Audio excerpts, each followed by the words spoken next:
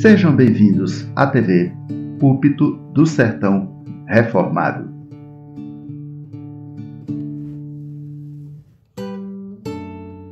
Amém. Tomem os vossos assentos, ovelhas valorosas, preciosas de Cristo Jesus. O livro dos Atos dos Apóstolos, Deus em missão através da igreja, Deus em missão através da igreja. Leremos hoje a partir do versículo 20 até o 24. Atos dos Apóstolos, Deus em missão através da igreja. Falando no livro dos Atos dos Apóstolos, eu estou lendo também este livro aqui, que eu chamo de livraço, tornando-se uma igreja missional. Muito bom, da editora Vida, tornando-se uma igreja missional. Então, nós já somos apaixonados pelo livro dos Atos dos Apóstolos. Quando a gente lê um bom livro ainda, essa paixão aumenta mais ainda.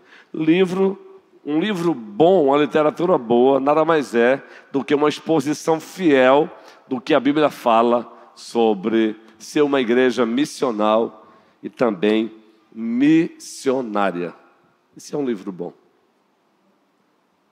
Estou citando isso porque sempre é bom incentivar a leitura de bons livros. Um outro livro que também estou lendo, fica essa dica aí, a igreja que faz discípulos, dos ossos secos à vitalidade espiritual. Aliás, logo eu estarei pregando uma série de sermões temáticos, e um dos livros textos que usaremos será este aqui, para a preparação dos sermões temáticos. Nós iremos logo deixar em stand-by as duas séries domingo à noite, logo, não vai ser domingo agora não.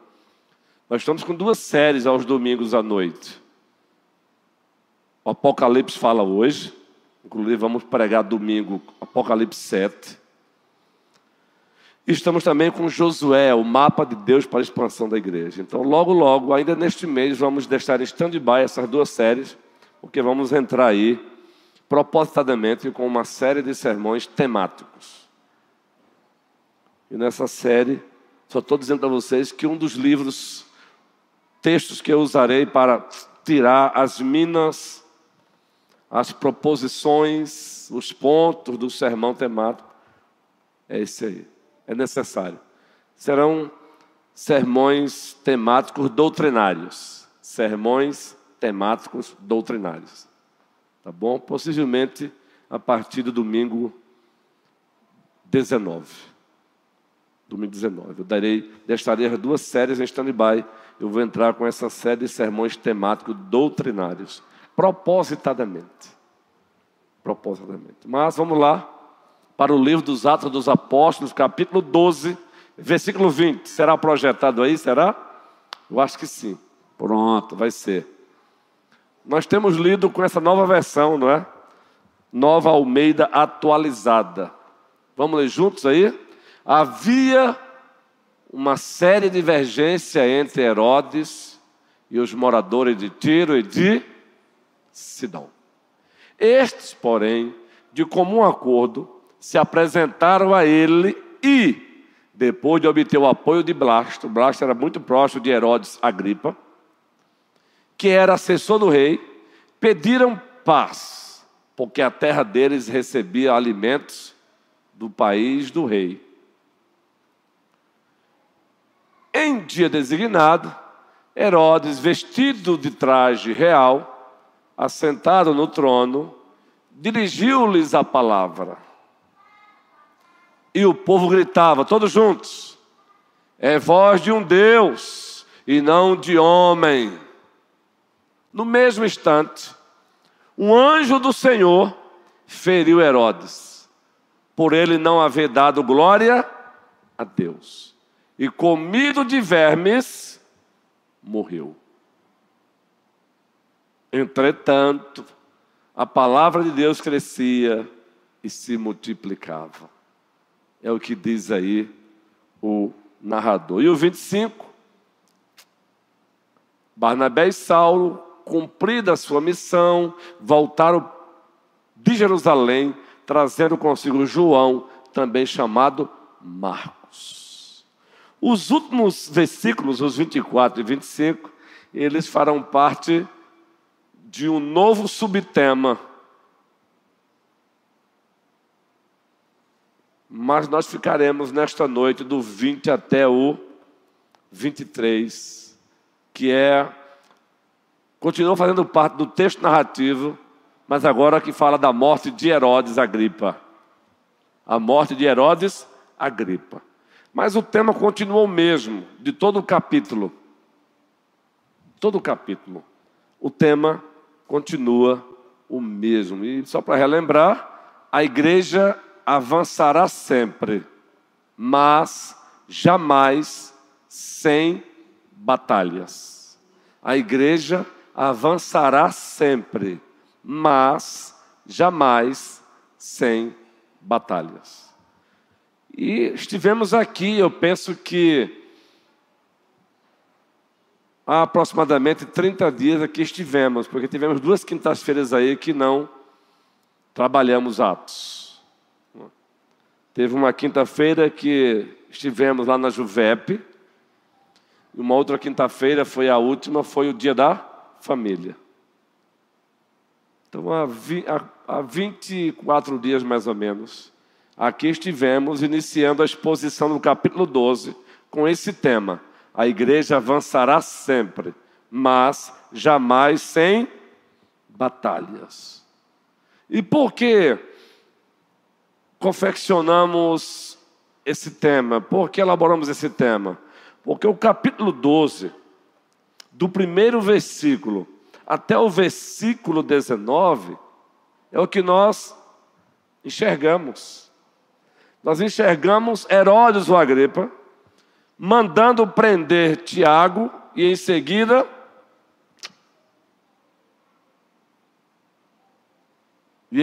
o que foi que Herodes fez com Tiago? Além de prendê-lo, matou, passou a fio de espada. Isso agradou, foi uma ação política. Uma ação política /diabólica. Isso agradou o povo. Por ter agradado o povo, em seguida, ele manda prender quem? Pedro.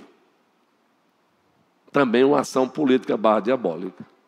Então o texto do livro, o capítulo 12 do livro dos Atos dos Apóstolos, narra isso. Narra a igreja, representada ali pelos seus apóstolos, alguns dos seus apóstolos, sendo espancada. A igreja recebendo oposição.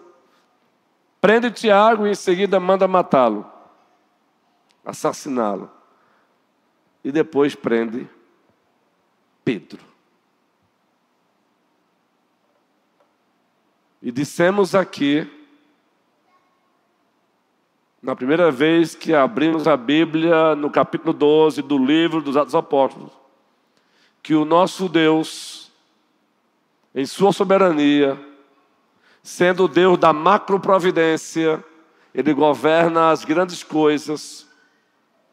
Sendo o Deus da microprovidência, Ele governa as pequenas coisas. Sendo Deus da infinita sabedoria, na sua infinita sabedoria, Ele livra os seus, muitas vezes, da morte, e outras vezes Ele livra na morte. Isso para você entender por que Ele não livrou Tiago da morte. Ele não livrou Tiago da morte, porque ele não poderia, tem nada a ver, ele é todo poderoso, ele é onipotente. É porque ele não quis, ele quis livrá-lo na morte. Há uma diferença. Ele não quis livrar Tiago da morte, ele quis livrar Tiago na morte. Ou seja, aqui está bom. Ele quis usar a morte de Tiago para um bem maior. Deus é soberano. Mas já Pedro, naquele momento, ele livrou Pedro da morte. Entendem? Esse é o nosso Deus. E nós citamos aqui um caso do Antigo Testamento. Elias, o profeta Elias. O profeta Elias nem pela morte passou. Deus não só o livrou da morte, como também o arrebatou para si. Está lá, o primeiro livro dos reis de Israel. No entanto, o seu sucessor Eliseu morreu com uma grande enfermidade. É preciso relembrar isso, porque estamos vivendo uma época de uma pregação positivista. Logo, logo eu estarei pregando aqui também, de repente, uma série sobre a pessoa de Cristo, com o seguinte título: O Jesus sem filtro. É título de um livro até. Jesus sem filtro. O Jesus sem filtro. Porque, para nossa tristeza, uma boa parte da igreja brasileira está colocando filtros em Jesus Cristo para ele ser agradável para o homem pós-moderno. E aí vão colocando... Nós entendemos hoje a ideia de filtro, não é? Muito especialmente quando se pensa em redes sociais. Nós não estamos falando aqui de filtros no aspecto de filtrar, mas filtro no aspecto de maquiar, de esconder. Não é assim que fazemos com as nossas fotos Instagram? Você já viu algum perfil do Instagram, até de um amigo, de uma amiga, e você olha assim e diz, menino. Ou até mesmo de pessoas que até então você não conhecia, e você viu lá no perfil da foto, menino. E de repente agora essa pessoa é apresentada a você. E você olha assim e diz, cadê? Filtro. Filtro. E para a nossa tristeza, uma boa parte da igreja brasileira, usando a linguagem de John MacArthur, por estar com vergonha do Evangelho, está colocando filtro na pessoa de Jesus Cristo, para torná-lo mais palatável para o homem pós-moderno, para torná-lo mais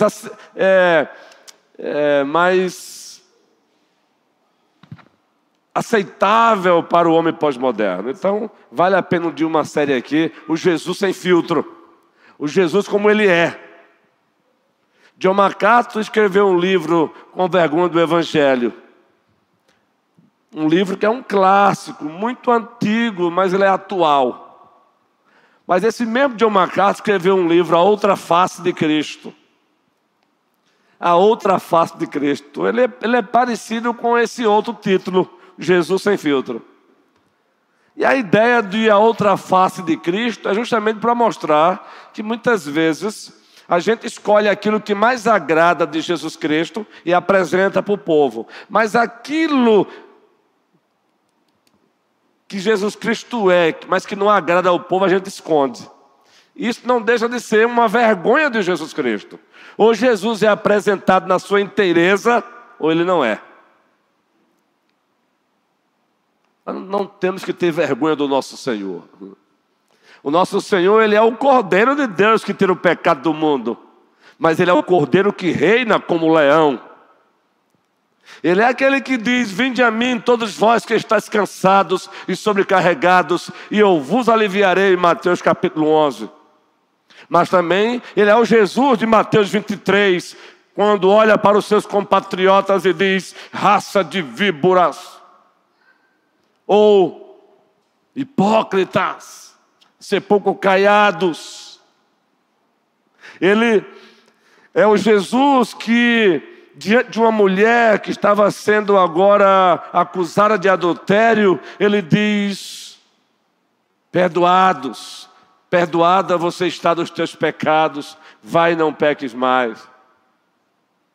Mas é o mesmo Jesus que em Apocalipse 6, o último parágrafo, o sexto selo é aberto, e lá nos é dito que os ricos, os poderosos, os pobres, os letrados, os iletrados pedirão para que as cavernas, os montes caiam sobre eles. E a razão? Porque chegou o dia da ira daquele que está no trono e do Cordeiro. Esse é o Jesus sem filtro. É o Jesus que é anunciado na sua inteireza. É o Jesus que é amor, o verdadeiro amor, mas também ele é justiça. É o Jesus que livra da morte, mas também livra na morte. A ele toda a glória. Nós não podemos escolher aquilo que nos agrada em Jesus e esconder aquilo que desagrada a nós em Jesus. Ou nós o apresentamos na sua inteireza como ele é, ou nós estamos ofendendo a Jesus, tendo vergonha de Jesus. E só há salvação para aqueles que se rendem ao Jesus na sua inteireza. É Jesus como ele é. Não é ele que tem que se amoldar ao mundo, é o mundo que tem que se render a ele. A igreja não foi chamada para fazer um acordo de paz com o mundo. Ela foi chamada para dar ultimato ao mundo. Arrependei-vos, porque está próximo o reino dos céus. É isso que a gente vê aqui. Foi isso que falamos aqui há aproximadamente 30 dias. Mas aí, quando chegamos do versículo 20 até o 23, nós encontramos que o narrador narrando, Lucas, o autor secundário, de que o sujeito, o autor daquela perseguição, Herodes Agripa, foi visitado por um anjo de Deus. Mas foi uma visita de juízo. Preste bem atenção, esse é o Jesus verdadeiro, na sua inteireza. É esse que olha para a mulher samaritana e diz: pede-me e eu te darei a água da vida. Mas é o mesmo que manda um anjo visitar Herodes Agripa e matá-lo. Ainda diz mais: antes mesmo de morto, já estava sendo comido por vermes. Esse é o Senhor absoluto, em cima nos céus e embaixo na terra. Está aí. Preste bem atenção. A igreja avançará sempre, mas jamais sem oposição, sem batalhas. Mas aí, eu poderia agora elaborar um outro subtema para essa parte. Nada e ninguém impedirá o avanço da igreja. E aqui está mais um exemplo. Nada e ninguém impedirá o avanço da igreja. O Senhor é longânimo, mas a sua longanimidade tem limite. Não é um limite colocado pelos homens, mas por Ele mesmo. O limite são os seus propósitos, a sua santidade, a sua justiça, a honra, a sua honra. Ele tolerou Herodes Agripas, mas chegou um momento que basta, chega, e a razão está aqui. Está aqui a razão. O que é que diz o narrador aí, no texto? Enquanto Herodes Agripa discursava, o povo estava adorando. E ele gostou da adoração. Aí diz o texto que o Senhor enviou um anjo. Sentença de morte e execução ao mesmo tempo. Estamos vivendo num mundo onde um mundo intoxicado por um sentimentalismo. E esse sentimentalismo tóxico, até essa palavra hoje você precisa tomar cuidado de usá-la, né? Mas esse sentimentalismo tóxico tem levado a igreja às vezes até a ter vergonha de Deus. Tem levado a igreja até de evitar ler alguns textos do Antigo Testamento. Por exemplo, qual foi o texto lido no sermão do domingo à noite passado? Josué capítulo.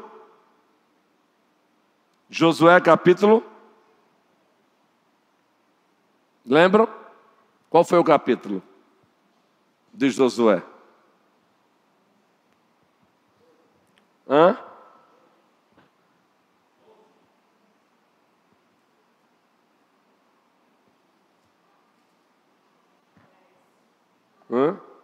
10.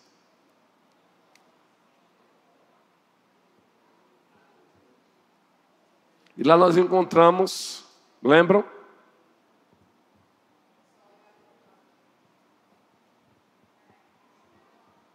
Nós encontramos 5 reis de 5 cidades-estados partindo para cima dos gibeonitas, porque os gibeonitas tinham feito uma aliança com Israel. Os gibeonitas pediram ajuda a Josué e Israel, e a ajuda foi oferecida. Aí agora quem parte para cima dos 5 reis e suas cidades-estados, Josué e o seu exército. E eles são derrotados. Agora preste bem atenção. Lá em Gênesis, Deus já falava dessas nações. Lá em Gênesis, já dizia: eu vou usar vocês como chicote para essas nações que me ofendem todos os dias. Paráfrase, está lá em Gênesis. Quando essas nações encherem o copo, eu chego lá. E Deus usou Israel para punir aquelas nações.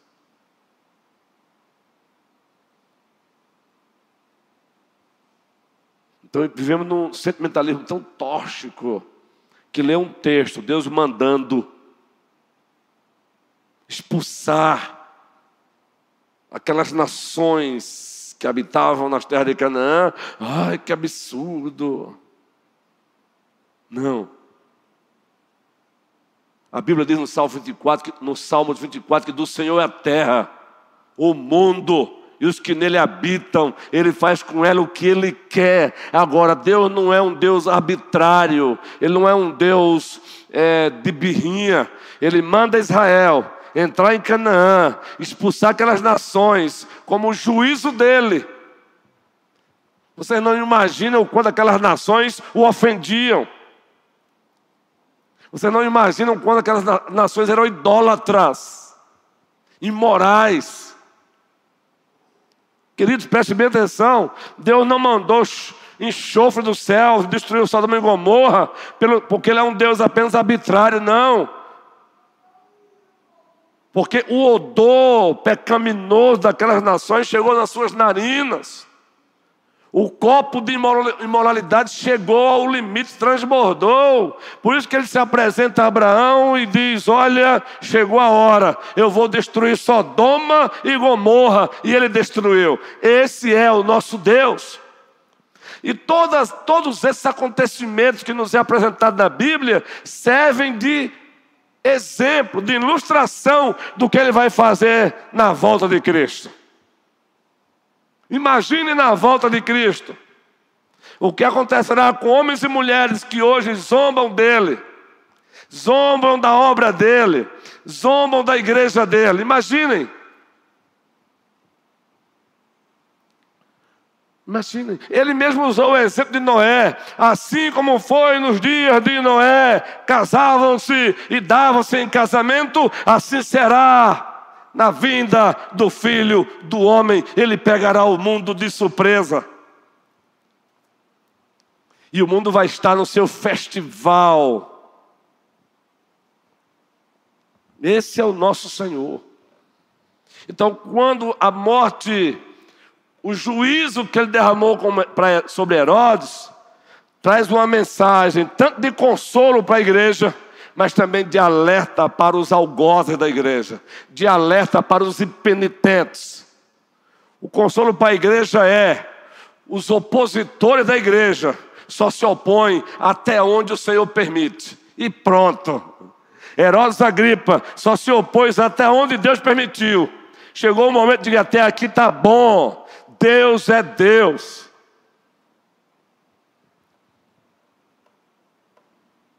É consolo para a igreja.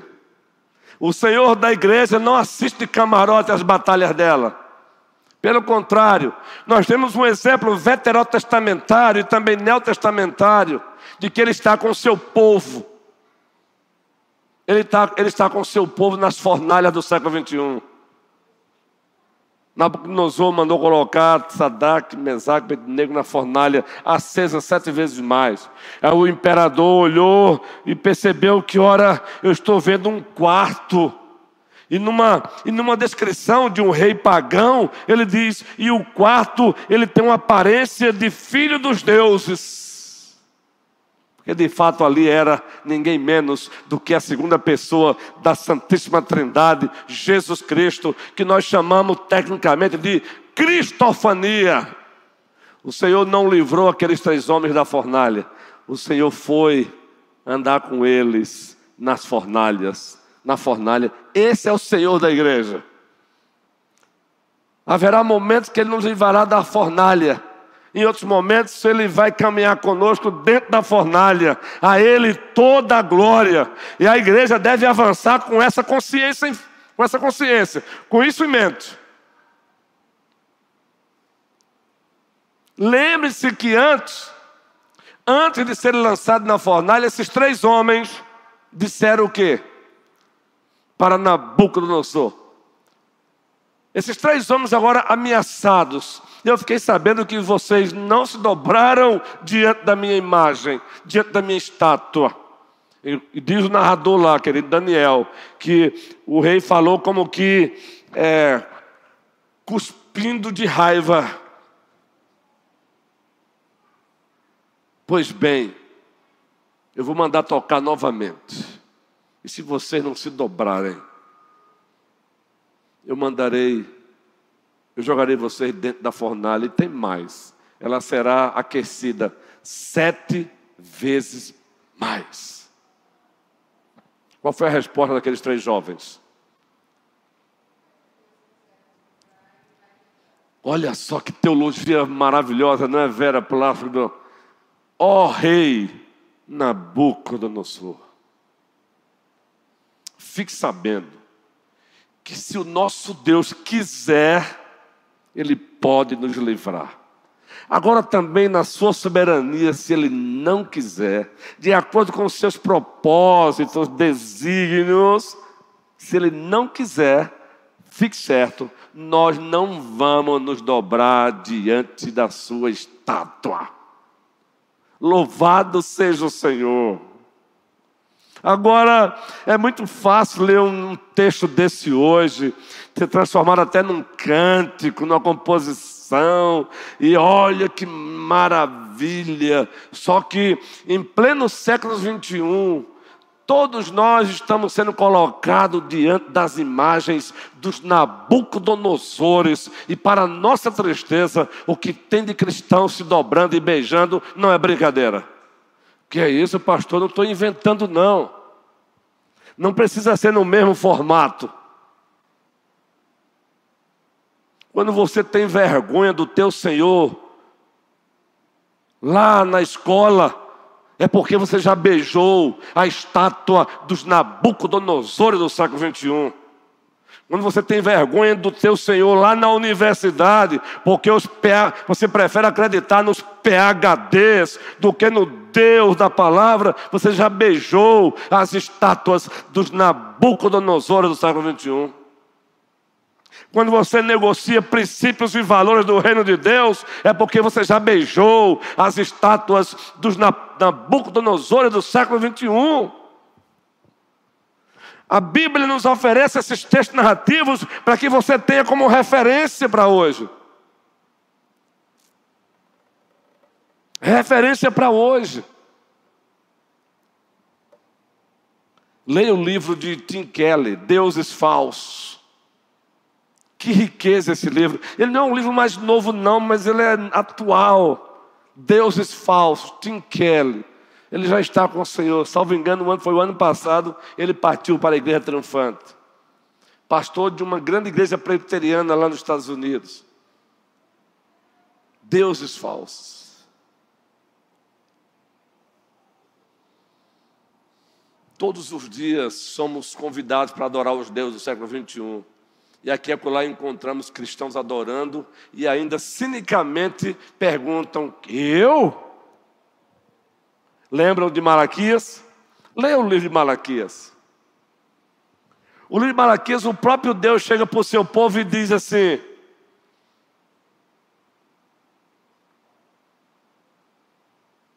Se eu sou pai de vocês, onde está a minha honra? E aí o povo pergunta: em que estamos desonrando o Senhor? Gente, olha, aqui e acolá, a nossa oração é uma oração de prevenção. É para mim mesmo. Se você acha que não enfrenta esse problema, então deixe comigo. Eu preciso policiar para que o cinismo não tome conta de mim. O cinismo religioso, um cinismo espiritual. Olha o cinismo do povo. O próprio Deus dizendo: onde está a minha honra?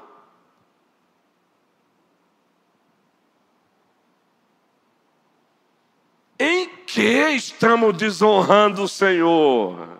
Se você chegar para alguns cristãos hoje e dizer: onde é que está a honra do Senhor? É mais fácil no outro domingo ele não vir para a igreja com raiva do pastor. É mais fácil ele dizer para o outro: eu estou mudando de igreja. Eu espero que ninguém aqui faça isso.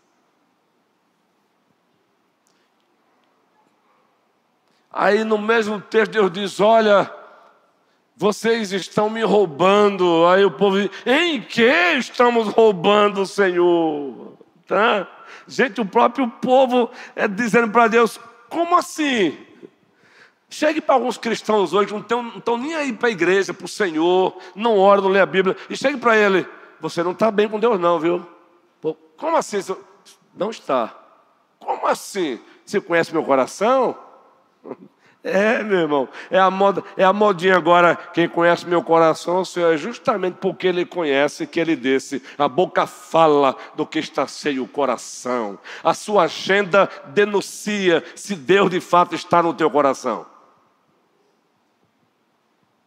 Onde estiver o teu tesouro, aí estará o teu coração. O nosso coração vai estar sempre naquilo que mais valorizamos, queridos. O nosso coração estará naquilo que mais valorizamos.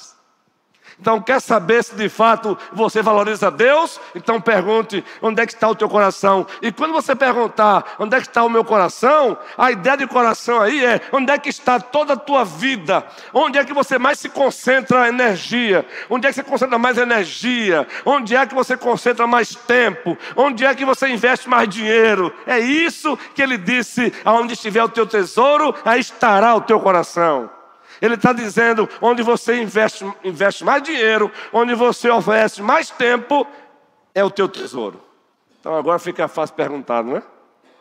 Mas nós temos uma maniazinha de usar uma linguagem abstrata. Deus conhece o meu coração. Conhece mais do que você. Perfeitamente. E justamente porque Ele conhece é que Ele afirma: onde estiver o teu tesouro, aí estará o teu coração. Eu costumo brincar com algumas pessoas aqui, apenas brincadeira, mas vou usar a brincadeira para ilustrar.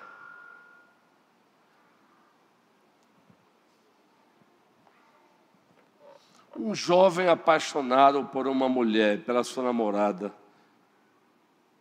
No feriadão, você espera encontrar ele aonde? Ou melhor, onde? Você espera encontrá-lo com quem? Seja sincero.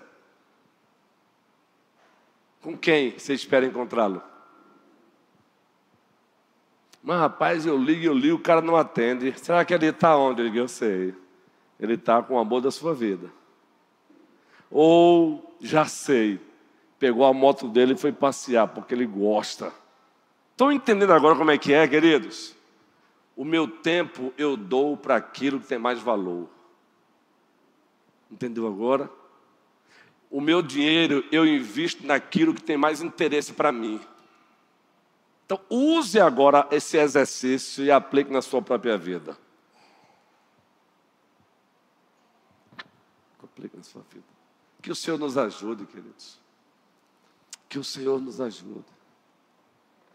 Então, tem uma mensagem aqui na morte de Herodes consoladora para a gente. Mas uma mensagem de alerta para os opositores da igreja. Mas eu não posso encerrar aqui o capítulo 12 sem relembrar aqui uma verdade que reforça o que eu estou falando agora aqui. Volte novamente ao capítulo 12, Bíblia aberta aí. Depois que Pedro foi libertado, ele foi Para onde?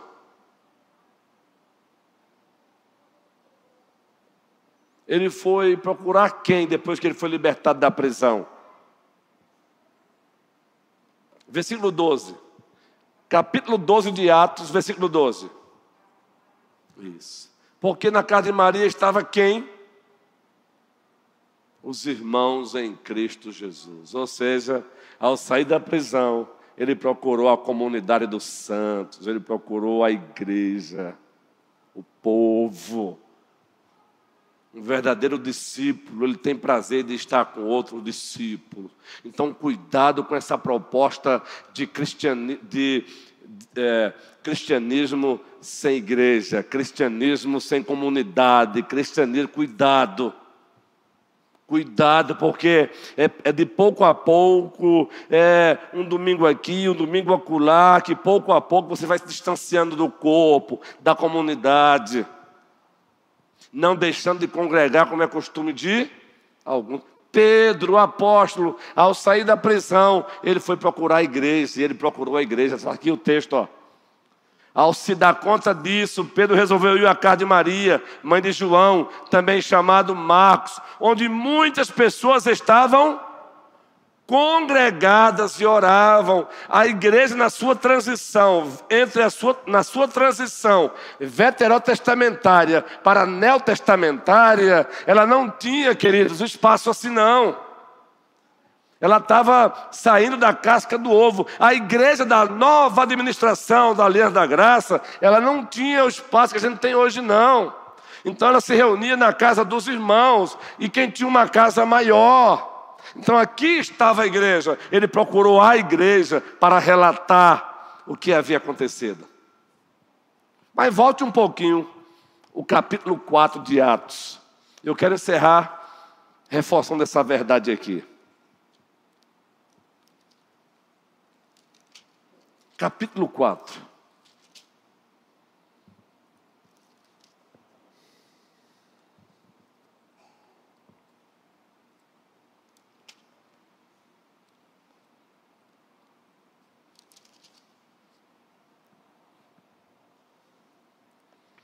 Aqui também relata que Pedro e João haviam sido presos e depois foram soltos.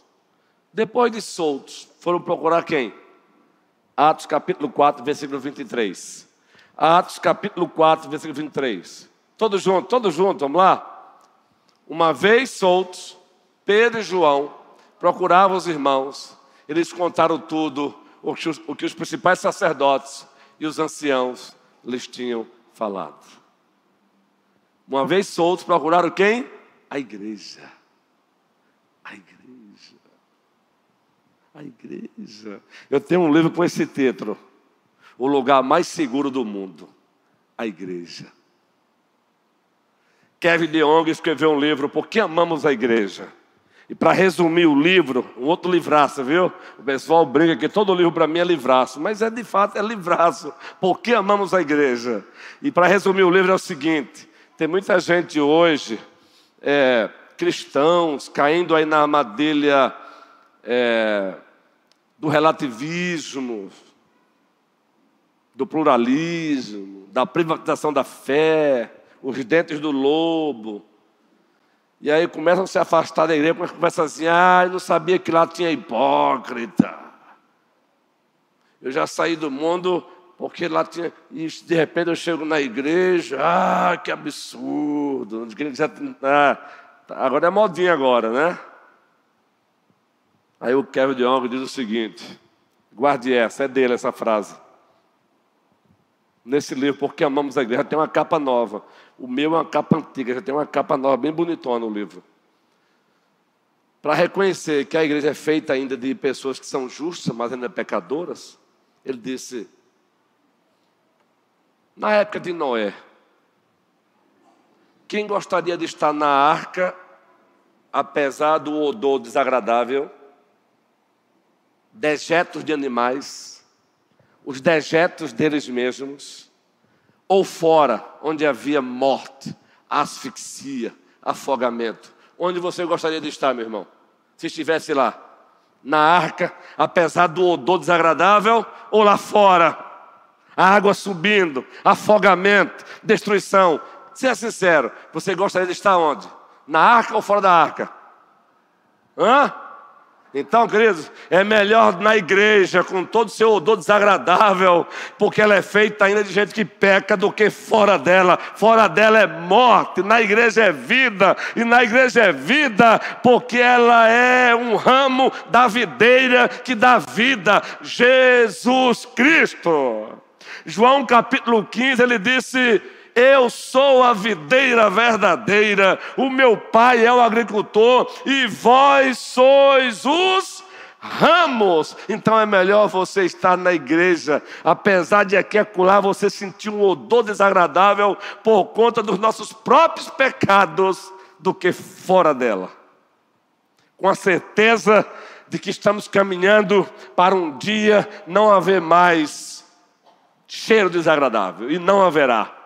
Efésios diz que um dia ele vai apresentar a noiva a ele mesmo, sem mácula, sem defeito, sem ruga, perfeita, cheirosa. Mas isso quando ele voltar. Até lá, você que é novo na igreja, até lá, aqui e acolá, você mesmo vai exalar um odor desagradável em virtude das tuas imperfeições. Aqui e acolá, você vai sentir um cheiro, e é o pastor que é falho. Aqui e acolá, você vai sentir um cheiro, é que você também é falho. Agora, nós estamos dizendo isso para fazer vista grossa ao pecado.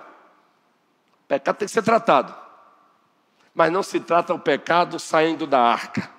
Se trata o pecado permanecendo dentro da arca. Louvado seja o Senhor. Que o Senhor nos ajude. Que o Senhor nos abençoe.